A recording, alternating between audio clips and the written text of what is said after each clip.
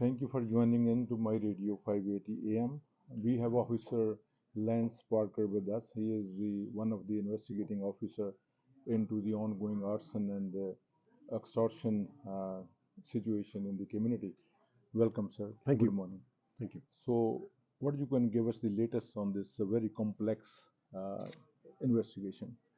Yeah, so as said in the previous conference, is that we've now identified that there's 27 occurrences, which includes arsons, shootings, and extortions.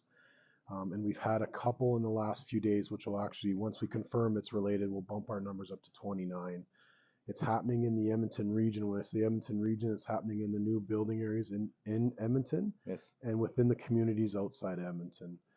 As reported and as well known, we've had a couple houses that have been victims of arsons in Beaumont, Yes. in the Beaumont area. So yeah, so now we've reached out and we've said we've talked to Peel with Surrey. We're working with our federal partners, the RCMP, and we've got this task force that has been put together in regards to these series. These arsons started in the middle of October of 2023. Our investigators have been working diligently on all these arsons. Yes. It's just that we've figured out that these are all related, and since then we've got a dedicated team working on this. Definitely. As this is a high priority within the Edmonton Police Service. Do you see any similarity what is happening in other cities like Toronto, Surrey, or Peel, or Brampton, or Edmonton is different in the nature? The actual crimes, I would say, the overall crime is similar because Yes. it's all kind of the time frames the same. Yes. I would say when you get down to the specific details of the crime that's happening in Peel and Surrey and Edmonton, that's where the difference is happening. So when we reached out and we spoke to these different agencies, that's kind of the stuff that we discussed and how we worked out. Yes. They might have identified suspects that are different than the ones that we've identified. So Definitely. In the community, there's a rumor they identify one or more person they know. Maybe it's a speculation. Can you confirm that it's a same person or somebody around that you are focusing your investigation to? we've heard the names and we all Yeah. know the names throughout Canada. I can't confirm it this time. Okay. Once we are ready to charge, then the Okay. names will be released and confirmation will be made. But yeah, names have been talked about, and they're names that I would say police agencies recognize across Canada. Definitely. And are you happy or are you pleased with the progress investigation is taking right now? Do you see you are going into the right direction? Yes, I do, and I hope that we'll have another press release Yes. in the future. But yes, I am happy with the task force. Now we've got dedicated members that are working this and dedicated team, and working with our federal agency partners and other partners across Canada. As we all know, crime has become a lot more complicated It is. in the new era. We've got artificial intelligence that is happening. We've got other aspects that police have also had to develop along with the crimes that are taking place. With policing, what we know is one of our barriers is borders. So we are working with our federal agencies. We are trying to minimize those borders and help for us to be successful in the conclusion of this series of Community is little bit afraid and sometimes they lose hope and sometimes they have very big hope. Do you see a conclusion will be drawn one day into this investigation? I do. We just have to figure out what that conclusion is going to look Yes. like. Mhm. We like we've stated numerous times, we need to work with the community. The community Yes. and policing have to be partners. I know there's some mistrust and there's some relationships that we have to strengthen and build. We are working on that. We are constantly communicating with the victims and the complainants of these arsons and extortions. We are planning a town hall meeting. We Yes. just don't know the exact date. It's going to be in the very near future. Once that date, we want as many people to show up as possible. Definitely. And we want the community to be partners with us because that's the only true way we are going to help stop this crime.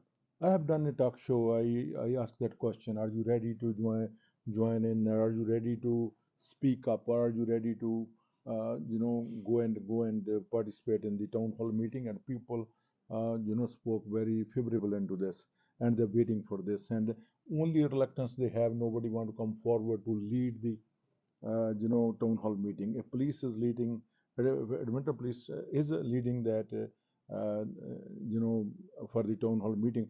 I can assure you that really many people showed up on that meeting. Okay, You will have perfect. enough support from the community on that. And that's what we're looking for, because truly we can't solve this on our own. Yes. We need the community assistance. I know there's reluctance of coming forward because of obviously what could happen Yes. coming forward. But the way we're going now, it's still happening. So we need to come up with work together on a solution. And the only way we're going to do that is together. One question I have, and there are some rumors in the community. There was a crime happened in Melbourne where a son and father was both shot. Is this crime related to that episode in any way?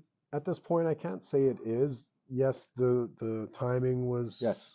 was a coincidence, but we can't say at this point whether or not they are related. So how community can be more vigilant, or how they can feel more safer? Like what kind of precaution they can take to feel confident in this. The one thing that we want to emphasize is that Staff Sergeant Dave Payton spoke about earlier, is that community needs to be our eyes and ears. Yes.